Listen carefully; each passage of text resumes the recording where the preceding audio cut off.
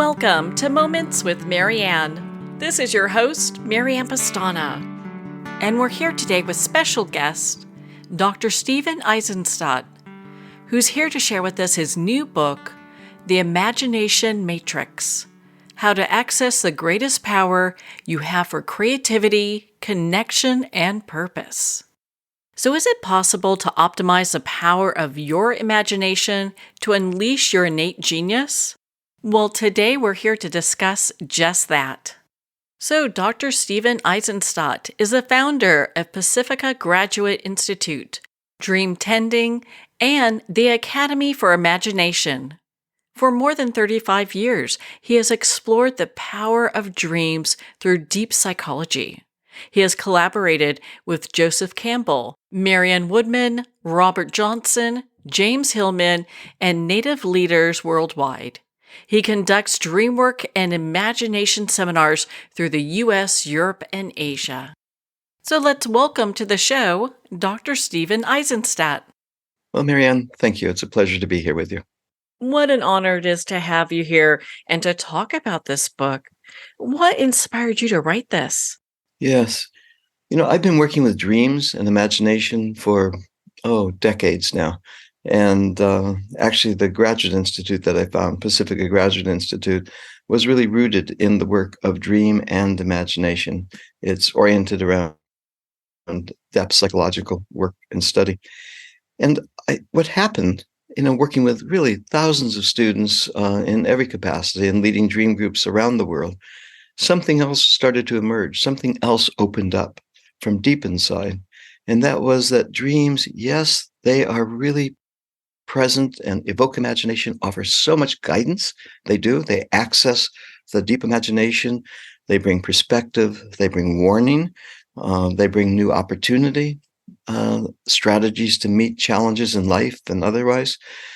And yet, in addition, something other started to happen. It started about 3 or 4 years ago, I believe. Hints about maybe 8 or 9 years ago. And that is, in addition to the dreams that are coming forward and the traditional ways that we work, we'll interpret dreams, we'll analyze dreams, all kinds of things that we're familiar with in working with dream. Notice that a portal would open. Often portals will open, and that there's access to an imagination that really is behind the dream, that actually opens the dream, perhaps even creates the dream from the beginning.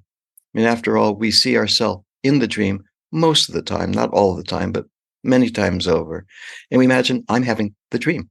And yet, when we look again, we notice that each of us in the dream is one part of the dream. We're one character, one figure in the dream, along with all the others. And if that person, like me, is in the dream, the question becomes, who is dreaming the dream? Who is dreaming me in the dream? Which then gave way to something else, which gave way to a different idea, the psyche itself or imagination itself, really coming forward with a voice of its own, an autonomy of its own, dreaming the dream. And that then inspired the new book, The Imagination Matrix, the matrix of imagination that's alive and active and resources, not only the dream time, but a lot of other qualities in our lives. Well, I was so impressed with your book, especially, you start right off with talking about the source code for imagination. And I'd love for you to share that with our listeners. Well, I believe that we all really come into the world, involved and engaged in imagination. And imagination, deep imagination, has something in mind for each of us, a source code, a sense of our calling, our authentic destiny, not the idea of what we're scripted to do in the world, not part of what the social media is suggesting who we are and how we're going to become. Rather, something else, something much rooted much more deeply in the authenticity of who we're meant to be, a sense of that life that perhaps is unlived and yet is really always pushing from underneath. So when the source code comes, which is another way of saying when imagination presents itself, we have access to the actuality of who we are truly meant to be. When we are in alignment with that, good things happen. When we're separate from that, yeah, we carry on, often do quite well in the world. Sometimes it's more challenging than not. And yet there's something always missing. There's a felt sense that I'm not really coming forward or actualizing my full sense of possibility, my full sense of self. So when we reconnect to that quality, I think we really find our alignment with really our sense of destiny, actually. Now, you brought up a point that I think a lot of people sometimes we hear about. It's like, are we our thoughts? Are we thinking our thoughts? And so, how does that relate to dreams as well?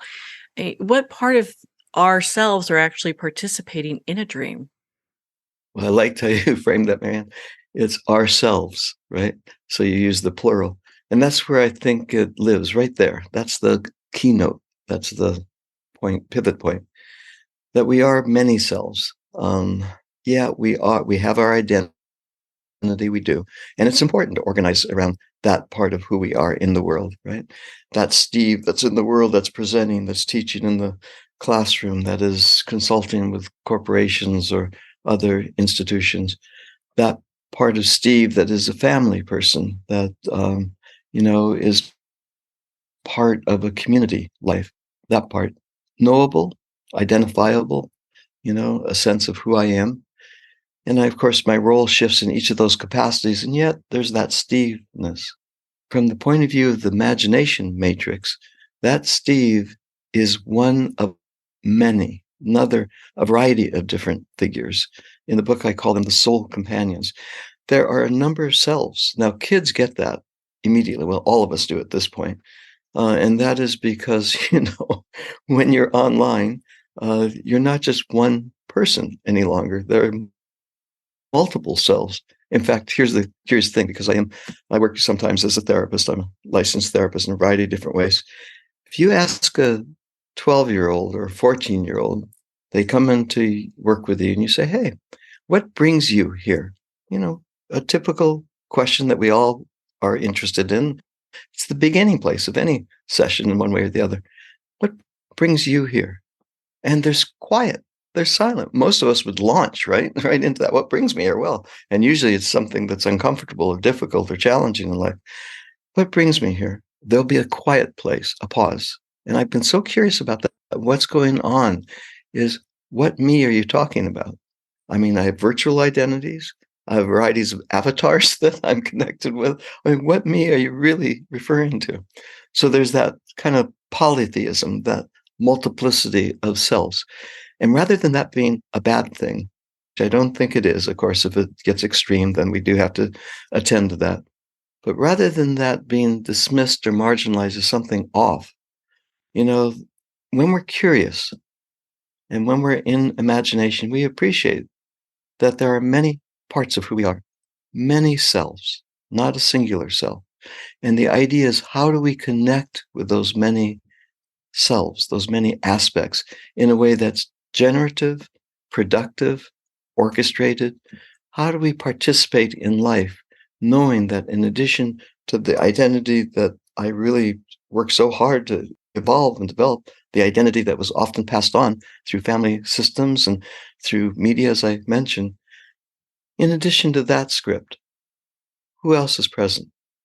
And if I can connect to that, and when I connect to that, or when I'm with people and I'm supporting them and connecting to the many different parts of who they are, oh my, the resources that become available to be in the world and participate more fully are just extraordinary, truly.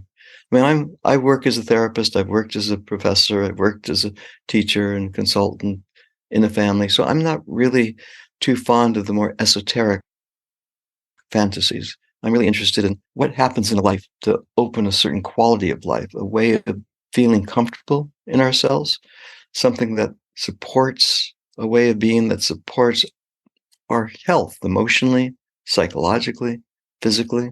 And what I've noticed is that when we connect with a variety of different selves, so to speak, something happens. We have resources that we did not imagine that we could have. In your book, you talk about following curiosity. Why is that so important? That is the hallmark, the keynote of the whole piece, following curiosity, which goes back to what happened in terms of how this book, The Imagination Matrix, got written, because of following curiosity. When I'm curious, let's start with the punchline, so to speak.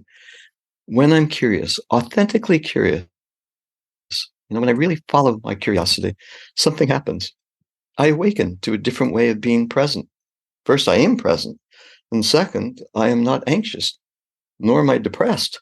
So isolating depression, and high anxiety gives way because I'm in a different quality of mind and consciousness.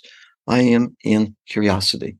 And that's what happened to me, actually. I was in the Pacific Northwest. I was working with a dear friend and a mentor of mine. And I was in a coffee shop. And, in the Pacific Northwest, there are coffee shops everywhere.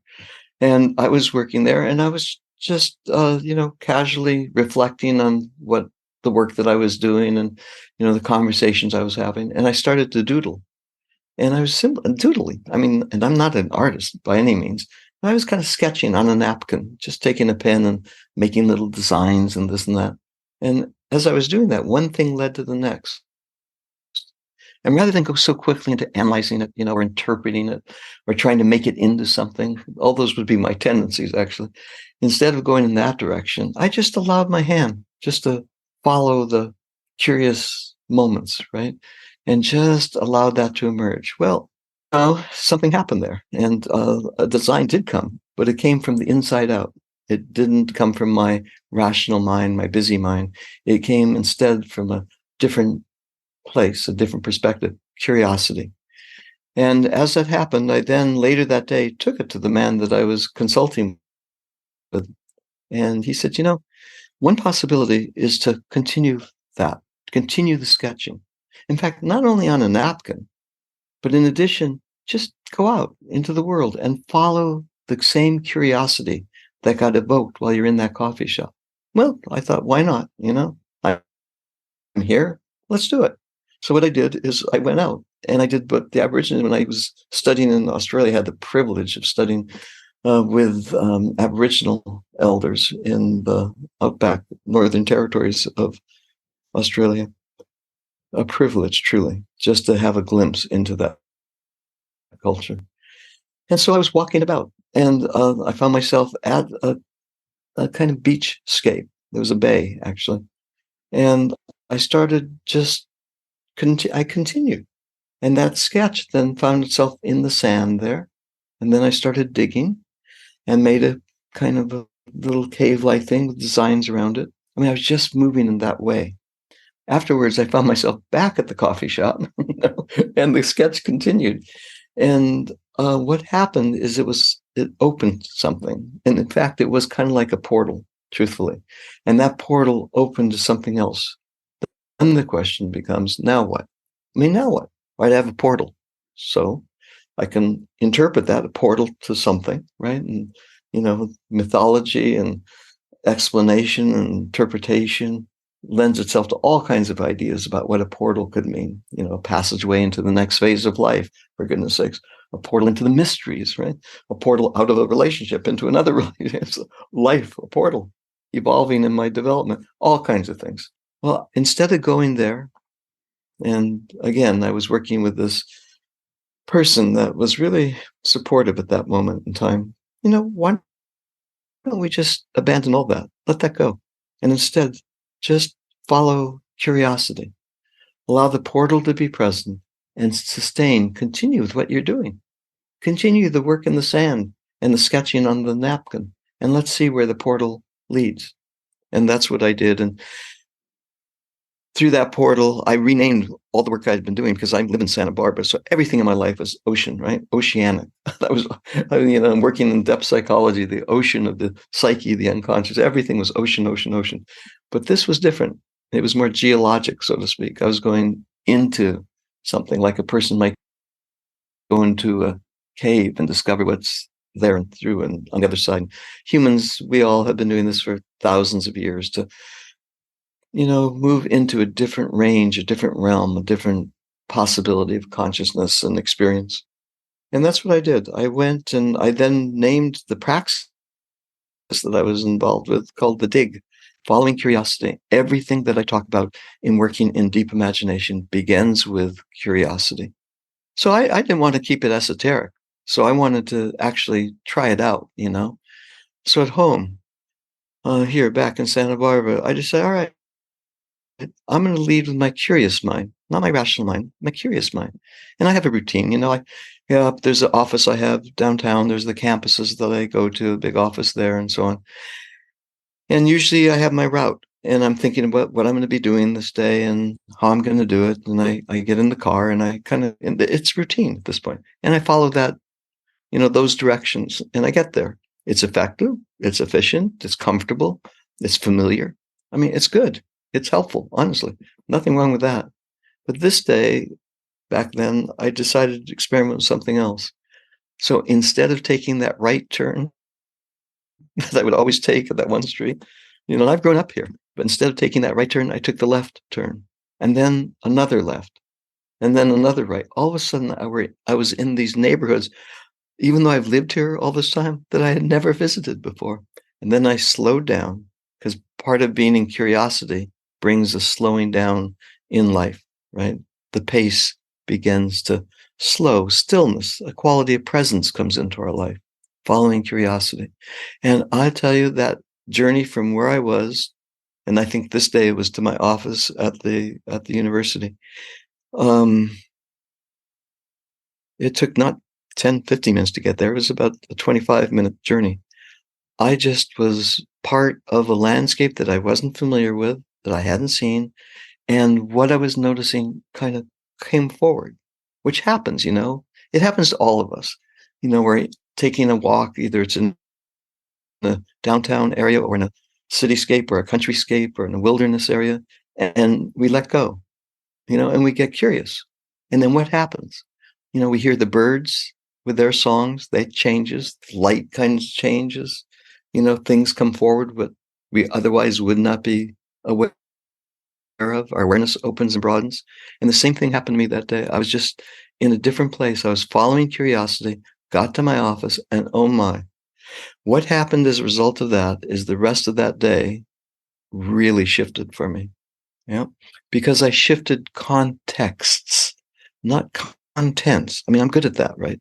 I've been trained and I can do long range planning, administrative meetings, personnel, develop curriculum for classes, all kinds of things. But that day, it wasn't about the contents, not the information that I was moving about. The whole context had changed. I'd followed curiosity, slowed way down. My body relaxed. It was very somatic. It always is following curiosity. There's a somatic resonance that happens. And I'll just say one last thing. It's when I work with people with illness and disease syndromes of one sense or the next, bringing curiosity really, really helps because of that somatic resonance. You just really slow down presence that allows the immune system actually to kick in even more fully. So that's what happened that day, not with illness, but at the institution. I was really in a very different place, much more creative, seeing things more easily, the bigger picture. It was really something. So curiosity is the hallmark. The book starts with that, chapter 1, and it extends all the way through. I have a famous idea, not famous, but I share it again and again and again. You really cannot be curious, authentically curious, and anxious or depressed at the same time. They're reciprocal inhibitors. So when I'm working with people with crippling anxiety, right, or isolating depression, as I share, evoking curiosity, in addition to all the other skill sets that I have available, evoking curiosity is so, so helpful. It really is a slow down and reset. That's so impressive that you can't be in two places there at the same time with that. I never knew that curiosity can move people from that place of maybe depression or anxious or what have you.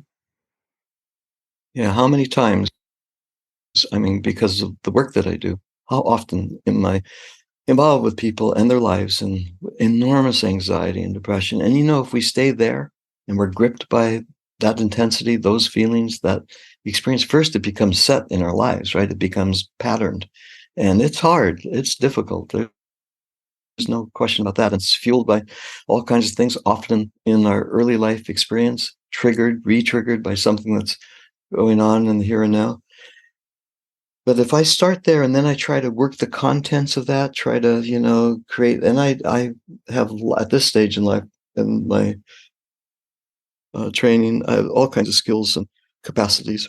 If I start there, though, I am still shifting around the contents of what's going on and working really hard to do that.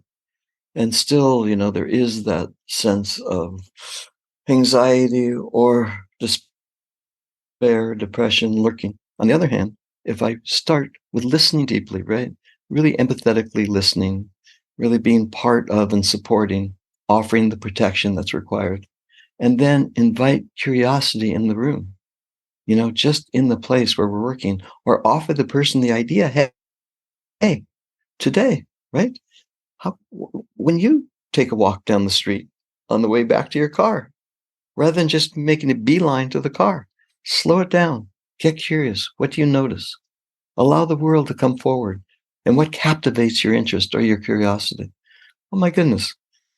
That's a different place to begin the work. It's a different place to begin life. Can you imagine what it would be and I do this every morning. That's part of my personal practice. Every morning to begin the day in the place of curiosity. So just this morning, like I do most mornings, and I talk about that also in the book, this thing that I call the dig, right? Because I wasn't in the ocean anymore when I went in those caves and doodling on that napkin. I called it the dig. I was going down into the place of earth. And that was the opening. That became the portal that allowed me to move into the different quadrants of imagination.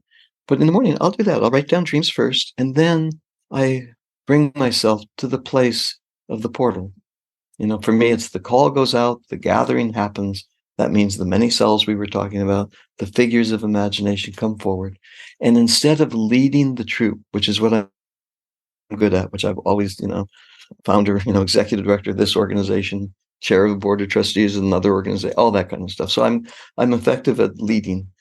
But rather than leading, which is that natural tendency, slowing way down and being part of the group that is gathered of figures, of imaginal figures, because we're going to journey in imagination, I follow the lead.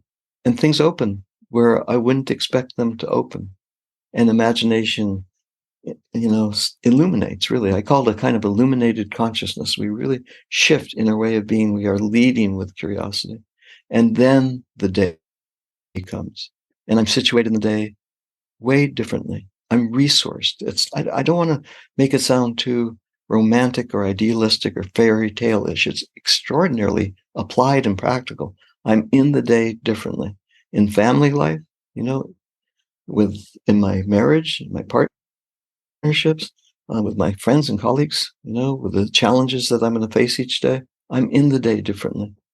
I am placed in a bigger context, and I am following curiosity, which is a way different way of being present. Well, on that note, we're going to pause here for a quick break. We've been speaking with Dr. Stephen Aizenstat in regards to his new book, The Imagination Matrix. You've been listening to Moments with Marianne. We'll be right back after these messages from our sponsors.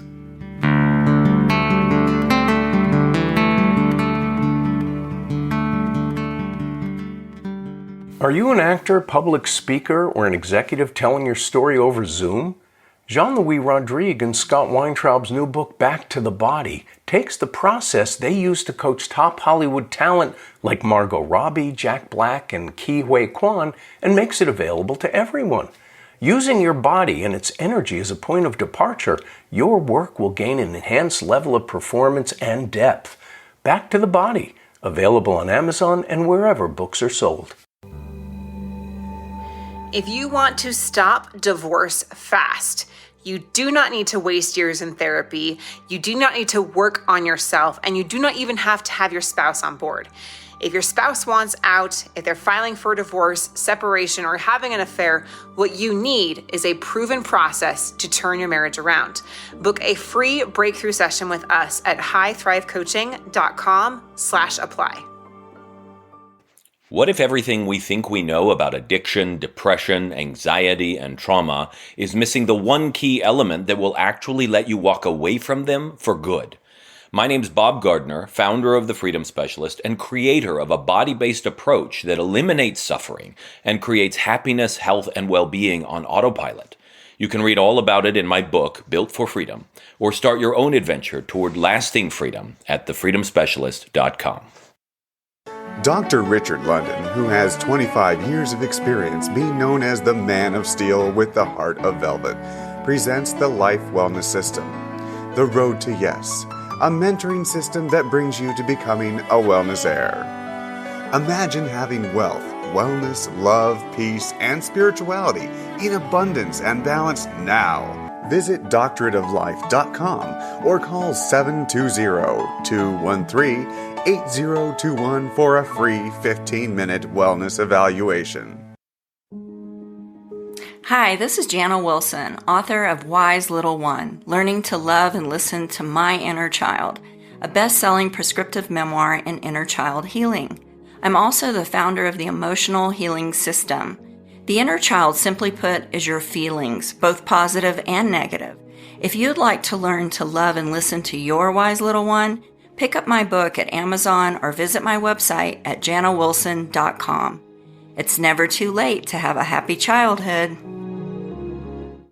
The first thing you need to know about me is that I love my kids, but they are not my everything. They used to be, but that's when my entire life fell apart. In order to pick back up the pieces, I had to put the love I have for myself before everything else, including my kids. I'm Jessica Dennehy, and I own multiple businesses. I'm a best-selling author, and I have all the strategies that I've used to make my life what it is today. And I'm going to teach you how to do them in my new book, Selfish is a Superpower. So go get your copy today on Barnes & Noble or jessicadennehy.com. Announcing a revolutionary tool for wellness. Scalar Light has the ability to enhance and harmonize your own bioenergies. With Scalar Light, you can get started in just minutes and begin feeling better the very next day. Scalar Light is a remote energy that gently and subtly works with your own body's bioenergies, increases pro-cellular wellness, and enhances your body's immunity. Experience the benefits of Scalar Light. Try a complimentary 15-day experience at scalarlight.com. In your hands lie ancestral patterns. These patterns shape how you think, what you struggle with, and experiences you love, your life pattern. We're going into the latest neuroscience of biological hand analysis, a realm beyond palmistry where science and the soul entwine. Hand analysis is the latest method to transform lifelong patterns. I am Master Hand Analyst Brent Bruning. Join us and visit thepowerinyourhands.com. Pandemonium. Fast forward 20 years. A U.S. president seizes control of all U.S. missiles, the power grid, the banking system, and every computer in America as he hides in an underground bunker.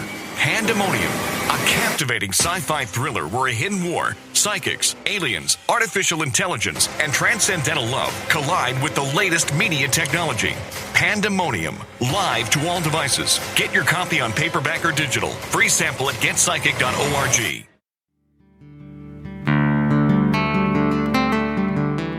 I'd like to thank Jason Eastwood at Guitarfulness for sharing his inspiring music and talent with us. His music is known worldwide for cultivating atmospheres of harmony, inner peace, and clarity. Visit Jason's website at guitarfulness.com. Join his newsletter, be part of his community, and download his music.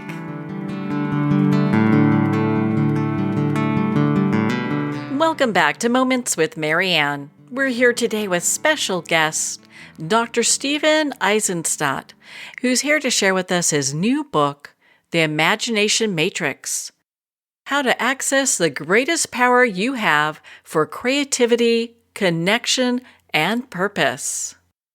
Now, as you are getting into the dig, and we're not going to get into that right here, we want people to pick up their own copy of The Imagination Matrix.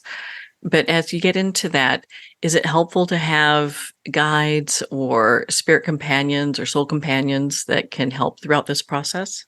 Yeah, not only is it vital, I think it's necessary, right? And again, not to be too magical about it. It's necessary in any journey that we take in life. A journey of consequence usually involves a companion, a guide. I mean, there are necessary things we need to do in preparation. And I know people are experimenting a lot with plant medicines and vine and all different mediums. And people have been taking these kinds of journeys for, hundreds, if not thousands of years in human experience. Just modernity came, everything sped up, we're all part of it. And instead of really taking the time in our lives to really allow ourselves to journey in imagination, we instead really go to problem solving, all the curriculum in the schools, teaching to the test, trying to figure out the correct answers. And there's good reason for that, because that kind of evolution of the rational mind and deductive reasoning, it's brought so much to culture. It has. However, we got it, imagination and intuition and creativity, innovation gets marginalized when we're really into rote learning and just following the design that's preconceived. So in order to go on the journey, right? Any journey, helpful to have what you named spirit guides. I call them soul companions, figures that support and help. In fact, they are the ones that not only offer the protection and the support, they also are the guides. They're the ones that lead the way. So when I'm in that experience personally, to share it personally, I will be in the company of others. It starts for me, hey, the call goes out, which is for me, just for me, a reflection of, okay, the call goes out. That means which guides, which figures are going to be gathering this morning, right?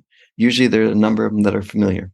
A guide figure is familiar. A beloved figure is familiar. A supportive presence is familiar and present witness. And then I'm not sure who comes next, which gets us back to dream time. Because when the dreams come, there'll be many figures that are present. So perhaps it's a figure from the dream that's there that morning as well. And so I'm present with them. And then the guide gestures. Call goes out. The gathering is now happening. And then there's a gesture. And one of the figures will gesture when we're in imagination. Just like in awake life, when we're taking a journey and somebody has the impulse or somebody suggests, hey, let's go in this way, And so I follow them. I'm one of the many of that group of figures. I'm not the lead. That's the biggest difference. That's the difference that makes all the difference, right? I'm not the leader necessarily, but I am an active participant. I'm present and I follow and I listen. And to the places that we travel, the important thing that I can do, can I bring my courage? And the courage is to bring myself to the praxis each day. And the courage is to be present, let go, follow curiosity. And then most important, bringing a witnessing presence. It's not like I disappear or fade away. It's just that who I bring is a very deeply felt witnessing presence. I'm present and I'm aware and I take in the information. And then when I come back up, the same way usually that you go down, when you come back up, just write down what I experienced. It's really extraordinary. Writing down what I experienced, what I observed, what I noticed. Take a deep breath, right? Always starts with breathing, just the deep breath, centering in whatever way each of us has. And then I notice what hints are coming forward, It shapes the day. Then I go into the agenda of the day. What am I going to be doing? How am I going to interact? What are the kinds of projects I'm working on? But informed by the experiences that I had that morning. Sounds like a way to set up your day in a way that's positive and supportive of what you're trying to accomplish. Yes, very much so. And supportive is the word, right? It is a very deeply felt ground of being, right? There is a sense of support. I mean, let's make it practical. So, for example, I'm asked to speak at a number of places. I do keynote talks in places, but also, I'm going to I speak at graduation ceremonies at the institution. I've been asked and have been to the United Nations and speak on behalf of the environment. All kinds of things that are demanding, and I can do it, and I can use my life experience and my expertise and the work that I put into crafting the talk or the speech that I'm going to give. I do it that way. I can. It's just different. If I go in that way, which I've done hundreds of times, one thing happens. Each of us, when we're in a conversation with a friend or a partner, and we go in with our mind, with our rationality, with our sense of intention and purpose, one thing has happened. It's not bad at all. I mean, it's productive and necessary sometimes. On the other hand, before I go to the podium, let's say I'm at the United Nations. I mean, that's a big one, but let's imagine, because that's happened a number of times, and I'm there and I'm going to talk. So now, the stakes are higher and I'm on a different stage. If I go by myself with my prepared speech, and my experience, I'm going to come across in one way. And it's helpful. It is. I'm contributing. On the other hand, if at first I really listen to myself and the others that are with me, the dear companions of psyche, those what you named as spirit guides, or those companions, those inner figures, the many figures that I've really taken the time to cultivate relationship with, really have. So they become familiars to me, familiars of the psyche, of the soul, really. They're soul companions. If I take the time first to reacquaint with those figures and then go up and offer a talk or a speech, and let's not make it so dramatic like the United Nations. I am in a marriage relationship. If I go into a conversation that is demanding or, difficult, challenging, like happens on occasion, then if I go in just, all organized around my point of view, the right answer, my advocacy, which, would be a tendency, one thing's going to happen. If on the other hand, I pause first, get curious, breathe, reacquaint with home place, the company of the others, the inner community of figures, and then go outside to the outer community, whether it be a partner or whether it be a speech that's given somewhere or whether it be in community service. If I first come to that inner community, I feel not alone. I really don't. It's not just me. I'm there with these support figures. I feel like I'm part of an inner community I share all the time. We need to navigate in life an outer community. We do. It's really important now, I think, for all of us to have a felt sense of a community of people that are, compassionate, somewhat like-minded, diverse in experience and life and opinion on times, but yet present for us. And an inner community also. External community, outer community, and the inner community. And the inner community opens the possibility for a kind of homecoming, a sense of belonging, deep belonging. And when I'm in a place of belonging and at home and supported by an inner community, and then I go into a marriage conversation, then I go into a partnership conversation, then I go into a situation that is demanding or crisis oriented, or working with a child or whatever it might be, it's different. I experience myself different, and not to psychologize it too much, I feel myself resourced deeply in a way that is really helpful and really useful when I'm in that kind of dynamic or in those kinds of relationships that need the best of who we are.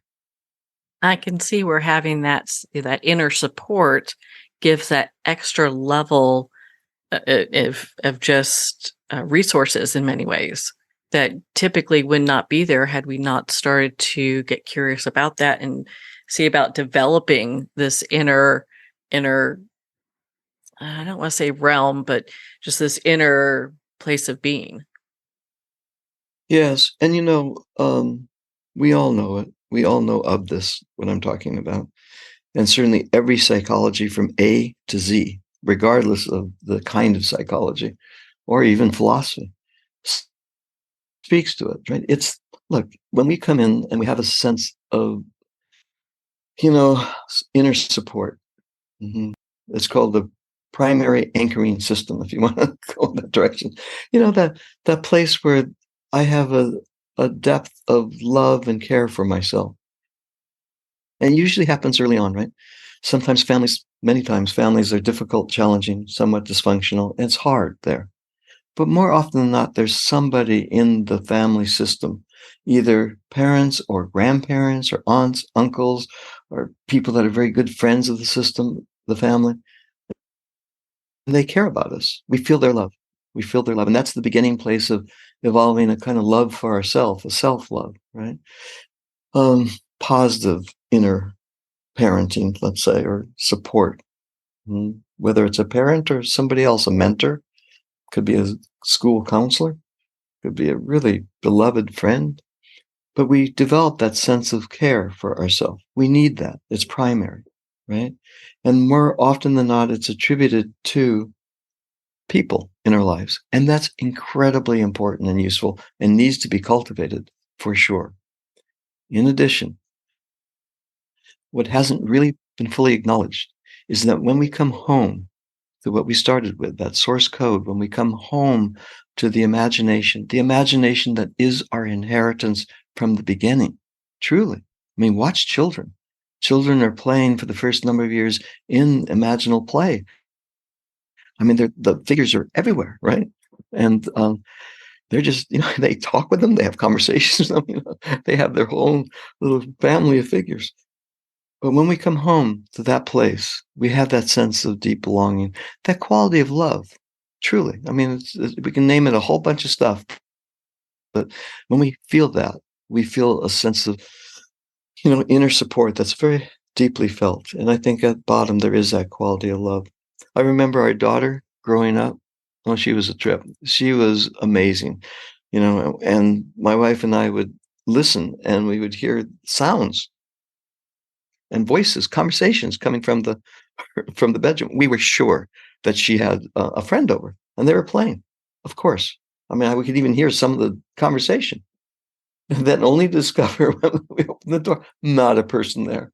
She was having, she was in imaginal play, which children are very much involved with. She was taking on all the different parts, talking with the figures as if they were actual and present. She was in her imagination. She was surrounded by a lot of figures. I mean, those were her people. That was her inner community back then.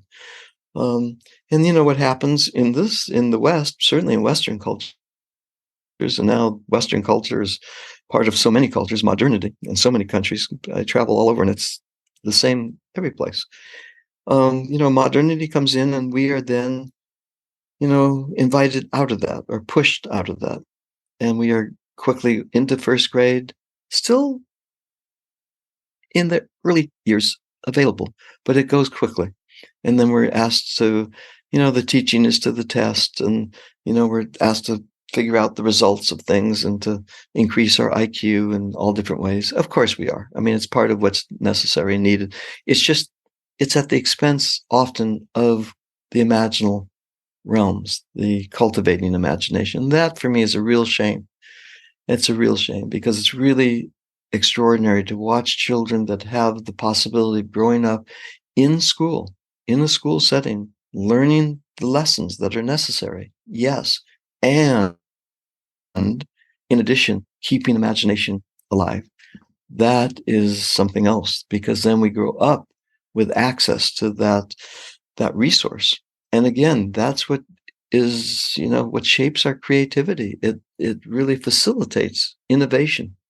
I'll just say one last thing on this. It's no wonder that at this point in time in culture, where innovation, creativity, ingenuity is needed now more than ever before, truly. I mean, if we're going to get ourselves out of, as a people, out of the mess that is being created, everything from what's going on in conflict around the world to the crisis of climate, illness, on and on, right? Something new is being asked of us. Evolution is requiring that of us as a species. if we're going to survive, as we're going to survive and thrive. Something else has been asked. It's no wonder the Harvard Business School, from Harvard Business School, right, to any one of the tech companies starting innovation centers, and also Harvard. What are they teaching? Yeah, they teach the ABCs of business. They know that inside and out better than almost anybody. And in addition, into their curriculum is coming imagination. They're teaching courses. They have a whole center. Every student that's going through and learning the craft of business is also learning the craft of accessing imagination. Okay? Now, I don't want to romanticize because, of course, part of that is, hey, with imagination comes innovation.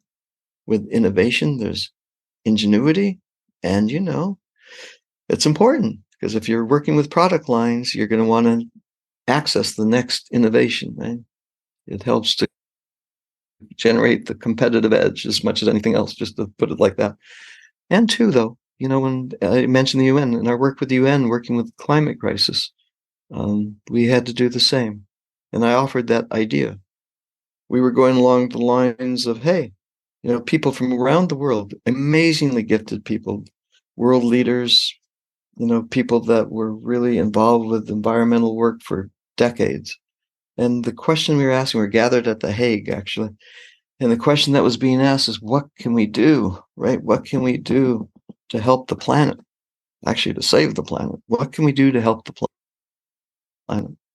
I'll never forget, I just by the luck of the draw, and the world leader at that point that was, chairing the whole thing, said, we've been here for 4 nights, 5 days. We've worked around the clock, people from all over, all this expertise, and we've failed. We just don't have it yet. We're working on what's called the Earth Charter International, trying to evolve principles that could be translated into, for all countries, to have a more sustainable world. And I said, I think we're asking the wrong question. What can we do to help the planet? Why don't we ask the other side? The other question is, what is the planet asking of us? Notice the difference. What is the planet asking of us? If we go there, we're going to need to open imagination, because we're going to need to listen to the creatures and the landscapes and the peoples of the planet, not through rationality only, but through what's living in the depths of experience and imagination.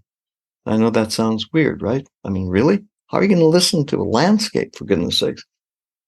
Steve, are you making up fantasy? Dream? Not really.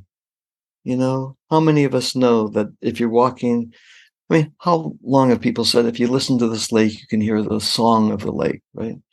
If you listen to, or that phrase that is often used, if walls could talk. Well, what if walls could talk? Or what if there is a song in the lake, and we had the ears to hear and the eyes to see. If we shifted lenses and we were able to listen to the imagination that's alive in all creatures, things, landscapes, listen to the imagination that comes forward, right?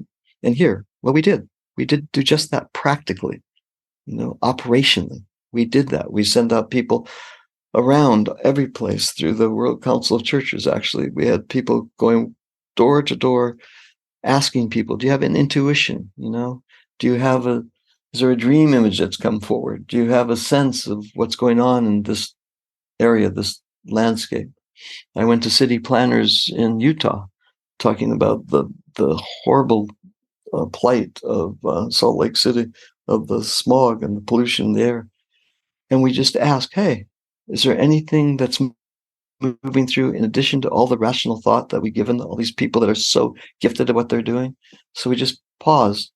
And instead of starting in that way, which is why they asked me in, we started in inviting everybody to share a story and intuition, accessing curiosity and imagination and breath from the very beginning.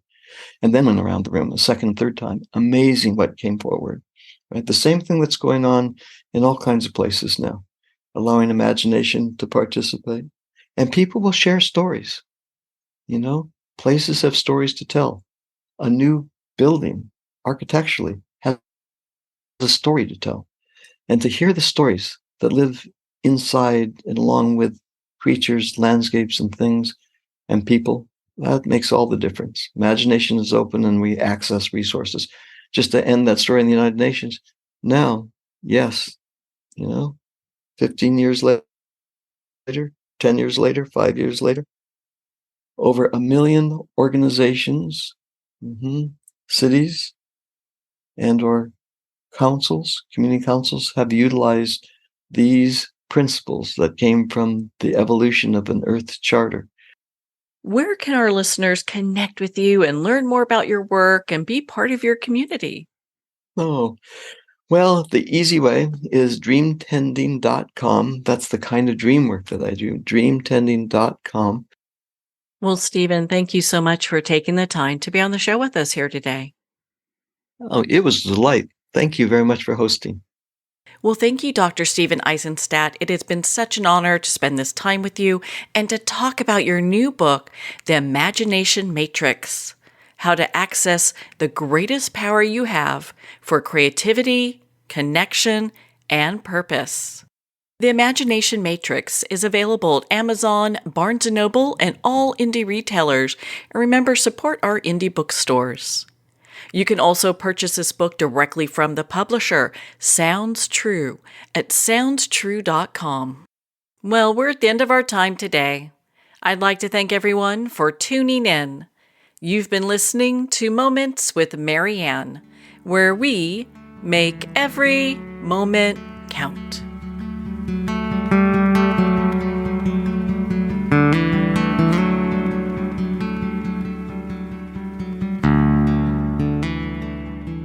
In a single moment, your life can change. Moments with Marianne is a transformative hour that covers an endless array of topics with the best of the best. Her guests are leaders in their fields, ranging from inspirational authors, top industry leaders, and business and spiritual entrepreneurs. Each guest is gifted and a true visionary, a recognized leader in her own work, and while teaching others to develop, refocus, and grow, Marianne will bring the best guest and sometimes a special surprise. Don't miss this. You never know just which moment will change your life forever.